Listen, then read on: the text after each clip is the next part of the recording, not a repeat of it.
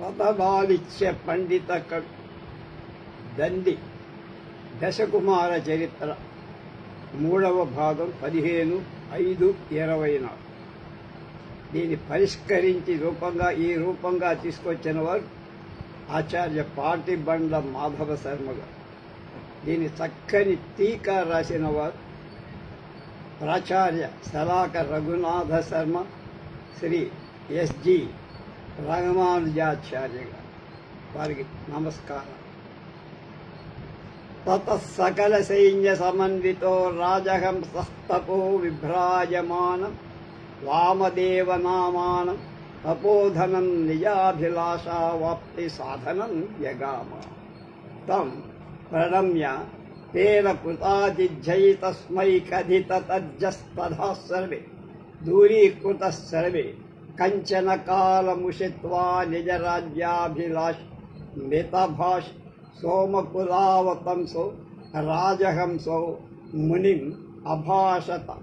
భగవన్ మానసారః ప్రబలేన దైవబలేన త్వాం నిర్జిత్య మద్భోజ్యం రాజ్యం అనుభవత్. తదహ మప్యుగ్రం తపస్వస్త్యాస మరాదిమున్మూలయిషామి లోకశరణ్యేన భగవత్కారుణ్యేన నేతి నియమవంతం భవంతం ప్రాప్నువమితి. తతస్త్రికాలజ్ఞస్తపోధను రాజానం అవోచత్. సఖే శరీరకార్యకారిణ తపసాలం వసుమతి గర్భస్థః సకల రిపుకులమర్దనో రాజనందనో నూనం సంభవిష్యతి. కంచన కాలం తూష్ణీం ఆశ్రే ఇతి గగనచారిణ్యాపి వాణ్య సత్యమేతదితి తదైవావోచ్.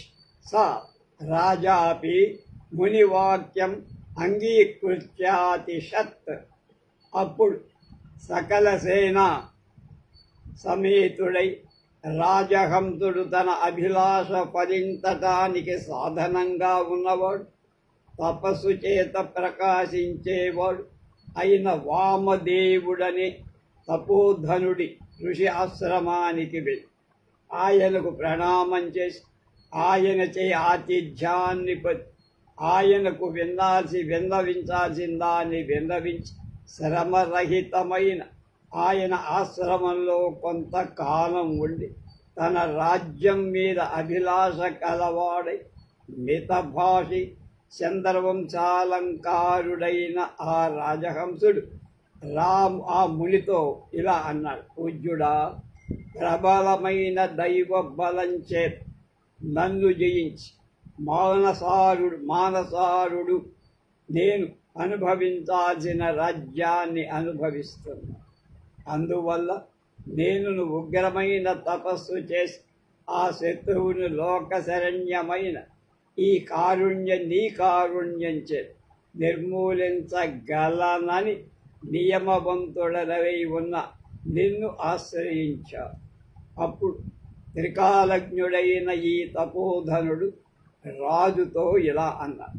సఖా, దేహాన్ని కృషింపచేసే తపస్సు వద్దదు. వసుమతీదేవి గర్భంలో సకల శత్రు జనమర్దనుడైన రాకుమారుడు తప్పకుండా జన్మిస్తా. కొంచెం కాలం ఓపిక పడి. అప్పుడే ఆకాశవాణి కూడా ముడి చెప్పింది సత్యం సత్యం సత్యం అని పలకబడి. రాజహంసుడు ముని వాక్యాన్ని అంగీకరించాడు. ఇక ఏం ప్రయత్నం చెయ్యదు. తత సంపూర్ణ గర్భ దివసా వసుమతి సుముహూర్తే సకల లక్షణ లక్షితం సుతమసూత బ్రహ్మవర్చసేన తులిత దేధసం పురోధనం పురస్కృత్య విన్మహీమతి కుమారం సుకుమారం జాత సంస్కారేణ బాలాలంకారేణ చ విరాజమానం రాజవాహనమానానం వ్యధత్త. తస్మిన్నేవ కాలే సుమతి సుమంత్ర సుమిత్ర సుశ్రుతానాం మంత్రీణాం ప్రమతిమిత్రగుప్త మంత్రగుప్త విశ్రుతాభ్యా మహాభిక్షా సూనవు నవోద్జిద్దిందురుచయ చిరాయుష స్నమజాయంతి రాజవాహనో మంత్రిపుత్రైరాత్మమిత్రై సహ బాలకేళి అనుభవ నవర్ధత. తర్వాత గర్భదినాలు నిండిన తర్వాత వసుమతీదేవి రాణి శుభముహూర్తంలో సమస్త రాజలక్షణాల చేత లక్షితుడైన కొడుకుని కను. వర్చస్సు చేత బ్రహ్మ సమానుడైన పురోహితుణ్ణి పురస్కరించుకొని చెయ్యాల్సిన మహారాజు జాతకర్మాది సంస్కారాల చేత బాలోచితమైన అలంకారాల చేత విరాజిల్లే సుకుమారుడైన కుమారుణ్ణి రాజవాహనుడు అనే పేరు గల వాడిగా వాడి పేరు రాజవాహనుడు. ఆ సమయంలోనే సుమతి, సుమంత్ర, సుమిత్ర, సుశ్రుతలను మంత్రులకు ప్రమతి, మిత్రగుప్త, మంత్రగుప్త, విశ్రుత అనే పేర్లు కలిగిన పుత్రుడు జన్మించి చంద్రకాంతి కలవాళ్ళై చిరాయుష్యం ఆయుధాయం కలవాళ్ళై జన్మించి రాజవాహనుడు ఆత్మమిత్రులకు మంత్రి కుమారులతో పాటు బాల్య క్రీడలు అనుభవిస్తూ క్రమంగా వర్ధిల్లారు.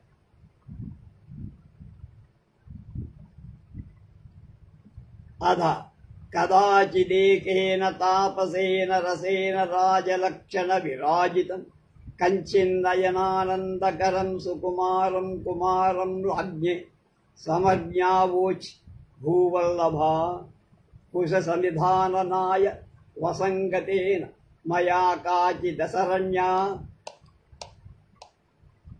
వ్యక్తకార్పణ్యాశ్రుముంచంతి యువతీ విలోకిత నిర్జనే వనే కిం నిమిత్తం రుచ్యతే త్వయేతి పృష్ట సా కరరుహైరశ్రూణి ప్రమృజ్య స గద్గదం మావోచత్ మునే లావణ్యజిత పుష్పసాయకే మిథిలానాయకే కీర్తివ్యాపృత సుధర్మణి నిజ సుహృదో మగధరాజస్య సీమంతిని సీమంత మహోత్సవాయ పుత్రదార సమన్వితే పుష్పపురముపేక్ష్య కంచన కాలమధివసతి సమారాధిత గిరీశౌ మాలవాధీశౌ మగధరాజ్యం యోద్ధుమభ్యగ తత్ర ప్రఖ్యాతయోరేతయోరసంఖ్యే సంఖ్యే వర్ధమానే సుహృత్సాహాయ్యకం కుర్వాణో నిజబదే సతి విదేశే విదేశేశ్వరో ప్రహారవర్మ జయవతారిపుణా అభిగుహ్య కారుణ్యేన పుణ్యేన విసృష్టో హతాపశేషేన శూన్యేన సైన్యేన సహస్వపుర గమనమకరోత్ తతో వనమార్గేణ దుర్గేణ గచ్చన్ అధిక బలేన శబరబలేన రభసాత్ అభిహన్యమాను మూలబలాభిర్క్షతావరోధ పలాయిష్ట తదీయార్భకయో యమలయో యోర్ధాత్రీభావేన సరికల్పిత తం మద్దుహితాపి తీవ్రగతిం భూపతిమనుగంతు మక్షమే అభూవ.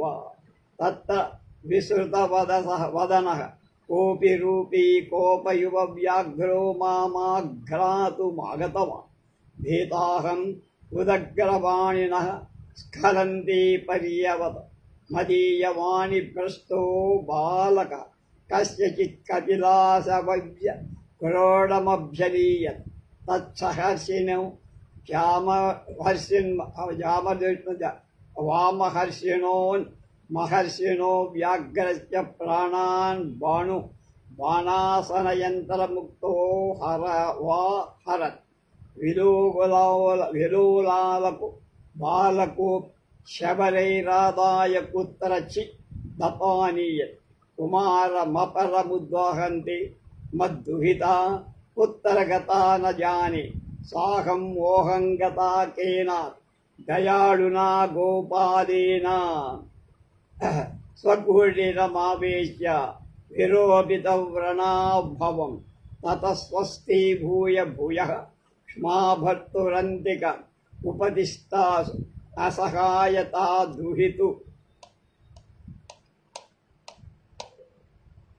అనభిజ్ఞానతయా చ వ్యాకూలే భవాం ఇచ్చభిదదాన ఏకాకిన్యపి స్వామినం గమిష్యాం ఈతి సా తదైవ నిరగాత్. అది ఏం జరిగిందో ఇప్పుడు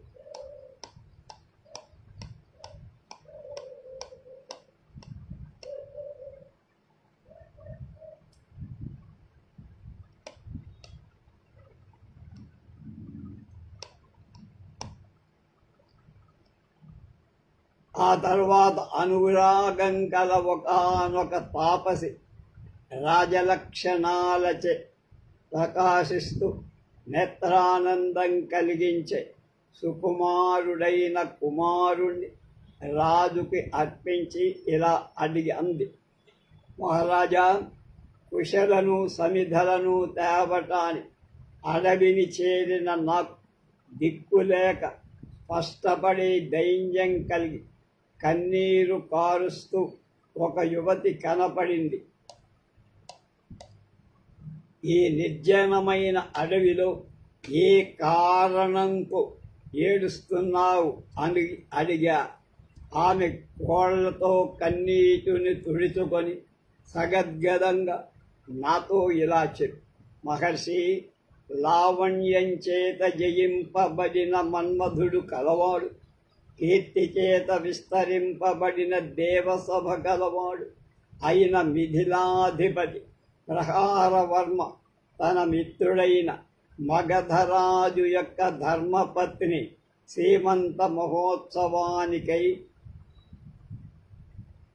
పుత్రధార సహితుడై పుష్పపురం చేరి కొంతకాలం ఉన్న ఆ సమయంలో ఆరాధింపబడిన శంకరుడు గల మాలవాధిపతి యుద్ధం చేయటానికై మగధరాజుపై దాడి చేశాడు.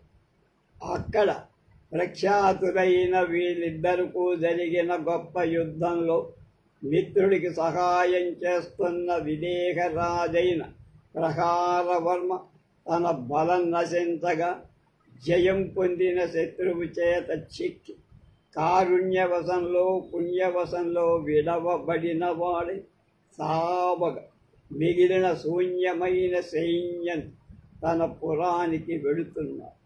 అక్కడ దుర్గమమైన అడవి మార్గంలో పోతూ గొప్ప బలంగల శబర సైన్యంచే వేగంగా ముట్టడింపబడిన వాడై మూల బలం చేత రక్షింపబడిన అంతఃపుర స్త్రీజనంగల ప్రహారవర్మ పలాయతుడై పారిపోయి కవలలైన ఈతని పిల్లల దాదిగా నియమింపబడిన నేను నా కూతురు వేగంగా వెళ్ళు మహారాజును అనుసరించటానికి ప్రయత్నం చేశా కానీ అశక్తులమైపోయి అక్కడ రూపం ధరించిన కోపమా అన్నట్టు ఒక వ్యాఘ్రం నన్ను మింగటానికి వచ్చి భయపడి నేను చేతిని పైకెత్తి తొట్టుపాటుగా దానినై పడిపోయా. నా చేతి నుండి జారిన బాలకుడు ఒక కపిల గో శవము మాటున చేరు. కపిల గోవు దగ్గర దాని శవం ఉంది దగ్గర, అక్కడ వెనకాల చేరారు.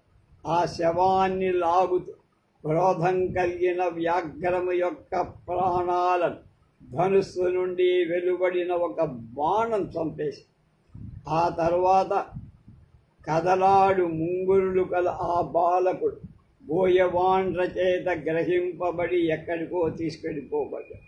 మరొక కుమారుని తీసుకొని వచ్చి నా కూతురు ఎక్కడికి వెళ్ళిందో నాకు కనపడదు. అలాంటి నేను మూర్ఛ పొందిన దానై ఉండి ఎవడో ఒక దయగల గోపాలకుడి చేత తన ఇంటికి తీసుకోబడి మాన్పబడిన గాయాలు కలవదానింది అయ్యా. తరువాత స్వస్థత పొంది మళ్ళా రాజుగారి దగ్గరికి బయలుదేరిన దానని అసహాయురాలని అవటంచే కూతురు జాడ కనకపోవడం చేత వ్యాకులత చెంది ఉన్నాను అన్నది.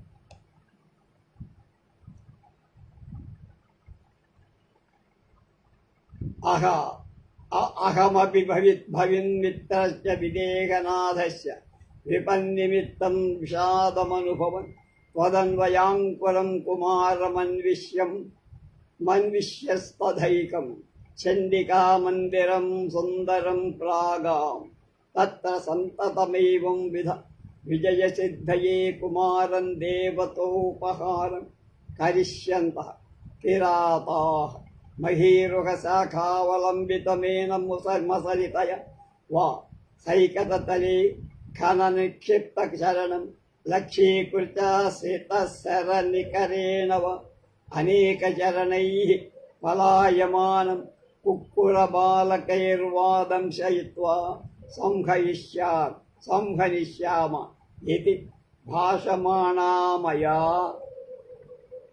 సమభ్యభాష్యంత నను కిరాతా స్తమో ఘోర ప్రచారే కాంతారే స్ఖలితపథ స్థవిరభూసురోహం మమ పుత్రకం క్వచిచ్ఛాయాయాం నిక్షిప్య మార్గాన్వేషణాయ కించిదుస్తరమగచ్చన్ సా పుత్ర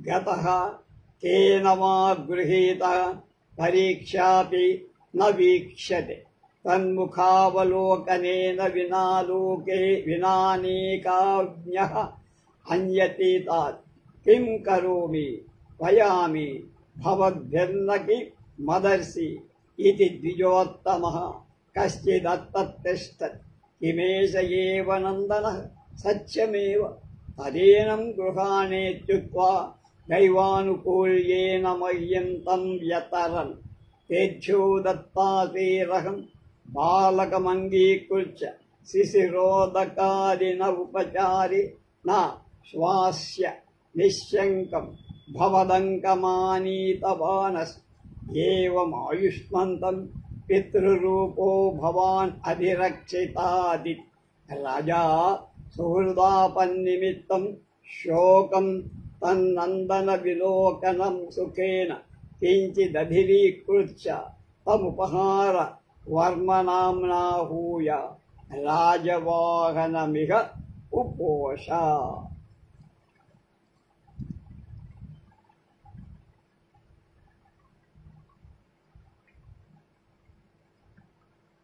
నేను కూడా నీ మిత్రుడైన విదేహరాజులకు కలిగిన ఆపద కారణంగా దుఃఖాన్ని అనుభవిస్తూ అతడి వంశాంకురమైన కుమారుణ్ణి అన్వేషిస్తూ అప్పుడొక్క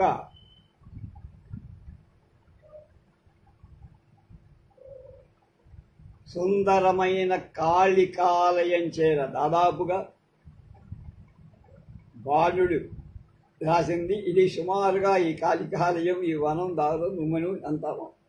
ఎక్కడ ఎప్పుడు ఇటువంటి జయం సిద్ధించటానికి కుమారుని దేవతోపహారంగా చేస్తున్న, అంటే దేవికి బలివ్వబోతున్నట్టు బోయవాండ్లు వృక్షశాఖకు వ్రేలాడు ఇతనిని ఖడ్గాల చేత ఖండిద్దామా, ఇసుక తిన్నెలో తవ్వి పూడ్చి చరణాలు కలవాణిగా చేసి గురిపెట్టి వాడి బాణాలతో చంపుదామా, అనేక పాదాలతో పరిగెత్తే కుక్క పిల్లల చేత కరిపించి చంపుదామా అని ఆలోచిస్తుండగా నేను వాళ్లతో ఇలా అన్నా, బోయలారా, చీకటి చేత భయంకర సంచారం గల అరణ్యంలో దారి తప్పిన ముసలి బ్రాహ్మణుణ్ణి నేను ఆ చిన్న కుమారుని ఒక తోట నీడలో ఉంచి మార్గ అన్వేషణం కోసం కొంత దూరం వెళ్ళా.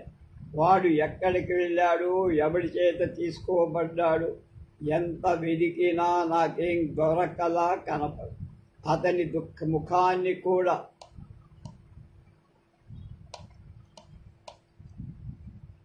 చూడకనే చాలా రోజులు గడిచిపోయాయి.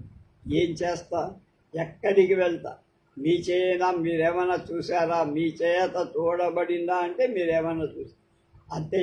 అప్పుడు వాళ్ళు అంటున్నారు, బ్రాహ్మణ శ్రేష్ఠ, ఇక్కడ ఒకడున్నాడు బకల, ఇతడు నీ కుమారుడా? అదే నిజమైతే తీసుకో అని పలికి దైవం అనుకూలించటం చేత వాణ్ణి నాకిచ్చి వాళ్లకు ఆశీస్సులనిచ్చి నేను బాలుణ్ణి తీసుకొని చల్లని నీరు మొదలైన ఉపచారాల చేత వరడిల్ల చేసి నిశ్శంకగా భయం లేకుండా అనుమానం లేకుండా మీ సన్నిధికి తీసుకువచ్చా మహాత్మా. ఇలా ఆయుష్మంతుడైన వాడి పితృరూపులైన మీరే రక్షింతురుగా. మహారాజు మిత్రుని ఆపదయే నిమిత్తంగా గల దుఃఖాన్ని అతని కుమారుని చూడటం ద్వారా కొంచెం తగ్గించుకొని ఆ బాలుడికి ఉపహార వర్మ అనే పేరు పెట్టి రాజవాహనుడిలాగా తన కొడుకులాగానే పోషించారు. జనపతి ఏకస్మిన్ దివసే తీర్థస్నాయాయ వక్కడ నికట మార్గేణ గచ్చన్న బలయ కయాచిదుపలాలితం ఉపమను శరీరం కుమారం కంచిదవలోక్య కుతూహలస్తాం అపృచ్ఛత్ భామిని రుచిర మూర్తి రాజగుణ సంపూర్తి రసావర్భకో భవ ధన్వయ సంభవో న భవతి కస్య నయనానంద నిమిత్తేన కేన భవదధీనో జాతః కథ్యతాం యథా తజ్జేన క్వయేతి ప్రణదయా శబర్యా సలీలమదా రాజః మాత్మపల్లి సమీపే రాజాః నాత్మపల్లి సమీపే పదవ్యాం వర్తమానస్య మిథిలేశ్వరస్య సర్వస్య ఉపహరతి శబరసైన్యే మద్దయితే నాపహృత్య కుమార ఏష మహ్యమర్పితో వ్యవర్ధత్ తదవధార్య కార్యజ్ఞో రాజా మునికథితం కం ద్వితీయ రాజకుమారమేవ నిశ్చిత్య సామదానాభ్యాం తాం అనునీయాపహార వర్మే ఇచ్చాఖ్యాయ దేవ్యై వర్ధయేతి సమర్పితవాన్. మహారాజు ఒకరోజు పుణ్యతిథిలో తీర్థస్నానం కోసం పట్టణానికి దగ్గర మార్గంగా వెడుతూ ఒక స్త్రీ చేత లాలింపబడ్డవాడు, సాటిలేని శరీర సౌందర్యం కలవాడు అయిన ఒక కుమారుణ్ణి చూసి కుతూహలం కలవాడవుతూ ఆమెను ఇలా ప్రశ్నించాడు, ఓ అబల, సుందరాకారుడు రాజగుణ సంపూర్ణుడు అయిన ఈ బాలకుడు నీ వంశంలో పుట్టినవాడనిపించట్లా నాకు. కనుక ఇతడు ఎవడికి నేత్రానందం కూర్చేవాడు వంశమే ఏ కారణంతో నీ అధీనంలో ఉన్నట్లుగా చెప్పువాడు. ప్రణామం చేసిన శబర స్త్రీ సవిలాసంగా ఇలా పలకబడి, రాజా, మా పల్లెకు దగ్గర మార్గంలో తిరుగుతున్న మిథిలేశ్వరుని సర్వస్వం శబర సైన్యం అపహరిస్తుండగా ఈ కుమారుడు నా ప్రియుడి చేత అపహరింపబడి నాకు అర్పింపబడి నా చేత పెంచబడి. అది విని కార్యభారం ఎరిగిన రాజు వారిని మునిచే చెప్పబడిన రెండవ కుమారుడిగా నిశ్చయించి సామదాన భేదాలతో ఆమెను వచ్చి ఒప్పించి అపహార వర్మ అనే పేరు పెట్టి పెంచుము అని తన దేవకి అంటే రాణికి ఇచ్చేశారు. కదాచిద్వామదేవ శిష్య సోమధర్మనామ కంచిదేకం బాలకం రాజ్ఞ పురో నిక్షిప్యాభాషత్, దేవా, రామతీర్థే స్నాత్వా ప్రత్యాగచ్చతా మయా కాననావనౌ వనితయా కయాపి భార్యమాణమేనముజ్వలాకారం కుమారం విలోక్య సాదరమభాణి స్థవిరే కాత్వః మేతస్మిన్నటవీ మధ్యే బాలకముద్వహంతి కిమర్థమాయాసేన భ్రమసి ఇది వృద్ధయా అప్యభిభాషి. మునివరా, కాలయవన నామ్ని ద్వీపే కాలగుప్తో నామ ధనాఢ్యో వైశ్వవరః కశ్చిదస్తి తన్మందిని నయనానందకారిణిం సువృత్తాం నామైతస్మాదాగతో మగధనాథమంత్రి సంభవో రత్నోద్భవానామ రమణీయ గుణాలయో భ్రాంతభూవలయో మనోహరి వ్యవహార్యుపమయ్యమ్య సువస్తు సంపదా స్వసురేణ సమ్మానితో భూత్. కాలక్రమేణ నతాంగి గర్భిణీ జాత. తత సోదర విలోకన కుతూహలే రత్నోద్భవ కథంచిత్ స్వసురమనునీయ చపలలోచనయా సహ ప్రవహణమారుహి పుష్పపురమభిప్రతస్థే కల్లోలమాలికాభిహతః పోతః సముద్భ్రాంభస్యమజ్జత్ భర్తృభరసాం తాం లలనాం ధాత్రీభావేన కల్పితాహం కరాభ్యాం ఉద్వహంతి ఫలకమేవ అధిరుహ్య దైవ గత్యా తీరభూమిం అగమం సుహృజ్జన పరివృతౌ రత్నోద్భవస్తత్ర నిమగ్నో కేనోపాయేన తీరమగమద్వానజనాం క్లేశస్య పరాం కాష్ట అధిగత సువృత్తాస్మిన్ అటవీ మధ్యే సుతమసూత ప్రసవవేదనయా విచేససా ప్రచ్ఛాయ శీతలే తరుతలే నివసతి విజనే వనే స్థాతుమశక్యయత జనపదగామినం మార్గమన్వేष्टुमुद्युक्तయ మయా వ్యవసాయాస్తస్యాః సమీపే బాలకం నిక్షిప్య గంతు అనుచితమితి కుమారోప్యనాయీతి. ఎక్కడికక్కడ కథలు మారిపోయాయి.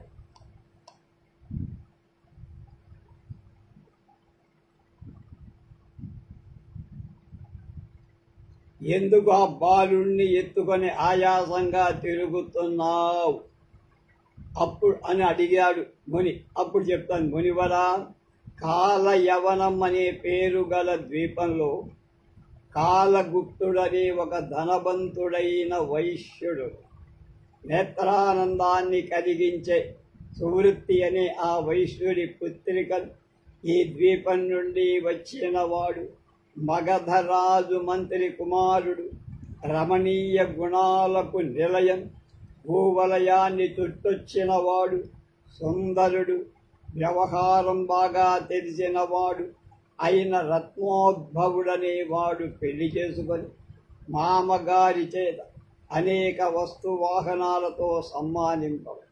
కాలక్రమంగా ఆ వనిత గర్భిణి అయి తరువాత సోదరులను చూడాలనే కుతూహలంతో రత్నోద్భవుడు ఎలాగో మామగారిని అనునయించి అంగీకరింపించి ఆ చపలాక్షితో పోటు ఓడ ఎక్కి పుష్పపురానికి బయలుదేరా.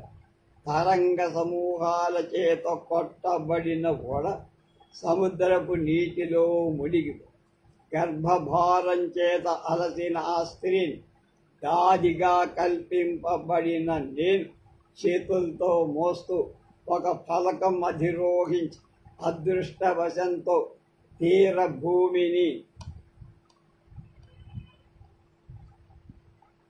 చేర. స్నేహితుల సమూహంతో కూడిన రత్నోద్భవుడు అందివు మునిగాడు. ఏ ఉపాయం చేతనైనా తీరం చేరుకున్నాడు నాకు తెలియదు. క్లేశ పరాకాష్ట పొందిన సువృత్త ఈరోజు ఈ అరణ్య మధ్యంలో కుమారుణ్ణి కన్నది. ప్రసవ వేదనచే చైతన్యం కోల్పోయిన ఆమె చాలా నీడ కలిగిన చల్లనైన వృక్షం మూలంలో నిబుంతోంది.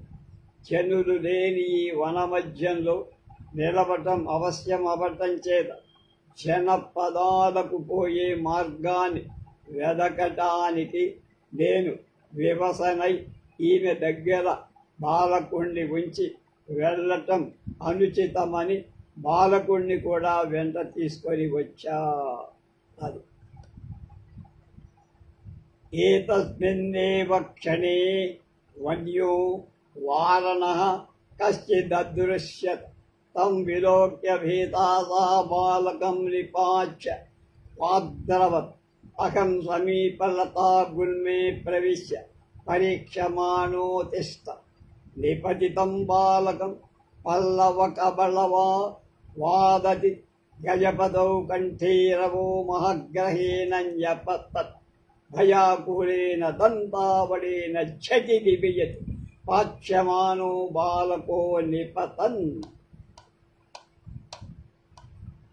చిరాయుష్మత్తయా ఆనందోన్నతతరుశాఖామాసీన వానరేణ కేన త్వక్పఫలవనీశయా పరిగృహ్య ఫలేతరతయా వితతస్కంధమూలే నిక్షిప్తో భూ సోమర్కటః క్వచిద్ అగాత్ బాలకేన సత్వసంపన్నతయ సకల క్లేశసఖేనా భావి కేసరినా కరిణిం నిహత్య కుత్త చిదగామి లతాగృహాన్నిర్గతోహమపి తేజః కుంజం బాలకం శరీరవనిరుహాదవతార్య వనాంతరే వనితామన్విష్యా విలోక్యైన మానీయ గొడవే నివేద్య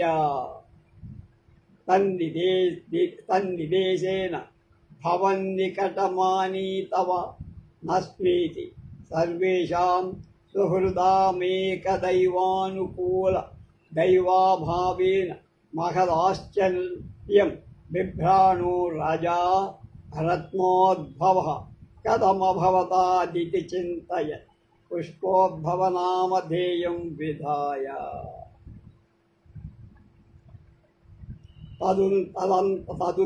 తదుదంతం వ్యాఖ్యాయ సుశ్రతాయ విషాద సంతోష వనుధవన్ ధనుజ తనయం సమర్పితవాన్ అంది ఆ ముసలి చెప్పిందన్న. అదే క్షణంలో ఒక అడవి ఏనుగు కనపడి దాన్ని చూసి భయపడిన ఆమె ఆ బాలకుణ్ణి పారేసి పరిగెత్తి నేను దగ్గరకు వెళ్ళి తలతా కుంజంలో ప్రవేశించి చూస్తాను. కింద పడిన బాలుణ్ణి చెగురుటాకుల గుత్తిలాగా ఏనుగు తీసుకొండగా మహాక్రోధంతో ఒక సింహం దాని మీద ఉరికింది. భయం వల్ల వ్యాకులత చెందిన ఏనుగుచే తొందరగా ఆకాశంలోకి ఎగరవేయబడిన ఆ బాలకుడు కింద పడుతుండగా చిరాయువటం చేత దగ్గరలో ఒక ఎత్తైన వృక్షం మీద కూర్చున్న కోతి చేత పక్వ ఫలంగా అది కోతి పండనుకో అది గ్రహించబడి పండు కాకపోవటంతో విస్తృత స్కంధమూలంలో ఉంచబడి చెట్టు పైన ఆ వానరం కూడా ఎక్కడికో వెళ్ళిపోయి బల సంపన్నత కారణంగా బాలకుడి చేత ఆ కష్టాలన్నీ సహింపబడే దమ్మున్నవాడు. ఏనుగును చంపిన సింహం ఎక్కడికో వెళ్ళిపోయి లతాగృహం నుండి బయటికి వచ్చిన నేను తేజపుంజమైన బాలకుడి చెట్టు మీద నుంచి దింపి అడవి మధ్యలో ఆ స్త్రీని వెతకి ఆమె కనపడకపోవడంతో ఇతనిని గురువైన వామదేవునికి సమర్పించి వారి ఆజ్ఞానుసారం తమ దగ్గరికి తీసుకొని వచ్చా. మిత్రులందరికీ ఒకేసారి దైవానుకూల్యం లేకపోవటం చాలా ఆశ్చర్యం పొందిన మహారాజ్ రత్నోద్భవుడెట్లాయాడు అని చింతిస్తూ అతని కుమారుడి పుష్పోద్భవుడు అనే పేరు పెట్టి ఈ విషయమంతా విపులీకరించి విషాద సంతోషాలు అనుభవిస్తూ సుశ్రుతుడికి తన తమ్ముని కొడుకుని సమర్పించాడు.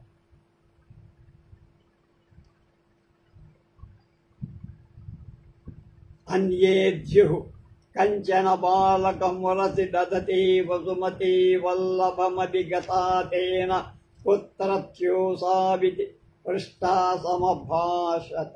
రాజా నదీ తాయాం రాత్రౌ కాచన దివ్యవనితా మత్పురతః కుమారకమేనం సంస్థాప్య నిద్రాముద్రితాం మాం విభోజ్య వనితా బ్రవీత్. దేవి వన్మత్రినో ధర్మపాలనందనస్య కామపాలస్య వల్లభ యక్షకాంతాహం తారావళీ నామ నందిని మణిభద్రస్య యక్షేశ్వరానుమత్య మదాత్మజమేనం భవత్తనుజ శ్యాంభూ నిధివలయవేష్టిత క్షోణీమండలేశ్వరస్య భావినో విశుద్ధయశోనిధే రాజవాహనస్య పరిచర్యా కారణాయ నీతవచ్చ ఆత్మమేనం మనోజసన్నిభమభివర్ధతై విస్మయ విశేషి తనయ మయా సవినయం తత్కృతా స్వక్షీయక్షీ సాధ దృశ్యతా మయాసీదితి. కామపాలస్య యక్షకన్యా సంగమే విస్మయమానసో రాజహంసో రంజితమిత్రం సుమిత్రం ఆహూయ తదీయ భ్రాతృపుత్రమర్ధపాలం విధాయ తస్మై సర్వం వాత్పాదికం వ్యాఖ్యాయాదాత్. ఒక రోజున ఒకానొక బాలుడి వక్షస్థలంలో ధరించిన వసుమతీదేవి ప్రియుడి దగ్గరికి వెళ్ళి అతని చేత ఈతడు ఎక్కడివాడు అని అడగబడి ఇలా సమాధానం చెప్పాడు రాజు. రాజా, కడచిన రాత్రి ఒకానొక దివ్య వనిత నా ముందు ఈ కుమారుణ్ణి నిలిపి నిద్రలో మునిగిన నన్ను లేపి వినయంతో, దేవి, నీ మంత్రి అయిన ధర్మపాలుడి కుమారుడైన కామపాలుడి భార్య నేను యక్షకన్య మణిభద్రుడి కుమార్తె తారావళి అనే నా పేరు. యక్షరాజు అనుమతితో నా కుమారుడైన ఇతని చతుస్సముద్ర వలయిత భూమండలాన్ని అధీశ్వరుడు కాబోయేవాడు, పరిశుద్ధ కీర్తి సంపద కలవాడు. నీ కుమారుడైన రాజవాహనులకు పరిచర్యా నిమిత్తమై తీసుకొని వచ్చా. నువ్వు మన్మథ సమానుడైన ఇతన్ని పెంచు అని పతికి ఆశ్చర్యం చేత వికసించిన నేత్రాలు గల నా చేత సవినయంగా సత్కరింపబడి సుందర నేత్ర అయిన ఆ యక్షకాంత అదృశ్యమైపోయి కామపాలుడకు యక్షకన్యా సంగమం కలగటంలో ఆశ్చర్యపడుతున్న మనసు గల రాజహంసుడు రంజితమిత్రుడైన మంత్రి అయిన సుమిత్రుని పిలిచి అతని సోదర పుత్రుని అర్ధపాల నామధేయుడిగా చేసి అతనికై సమస్త వార్తాధికారు వివరించి అప్పగించారు.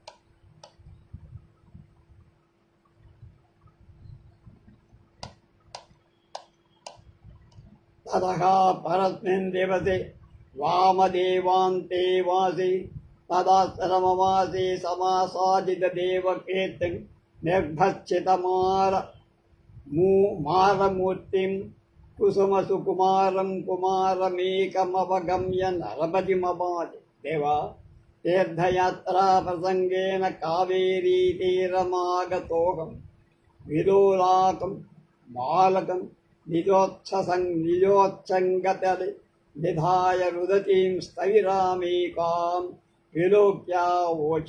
స్థవిరే కత్వః మయమర్భకః కస్య నయనానందః కాంతారం కిమర్థమాగత శోకకారణం కిమితి సా కరయుగేన బాష్పజలమున్మృజ్య నిజశోక శంకాత్పాటన క్షమమివ మాం అవలోక్య శోకహేతుం అవోచత్. మళ్ళా ఇంకో కథ చెప్తున్నారు.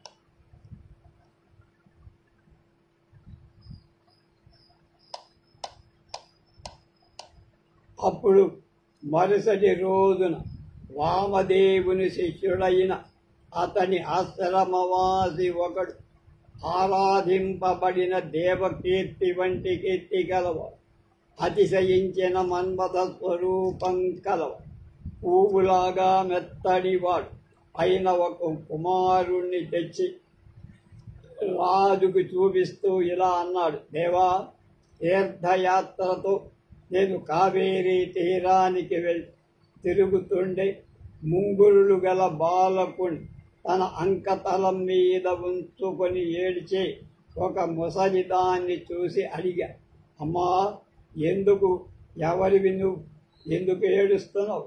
ఈ చిన్నవాడు ఏ తండ్రికి ఆనందాన్ని ఇచ్చేవాడు, ఈ అడవికి ఎందుకు వచ్చావు?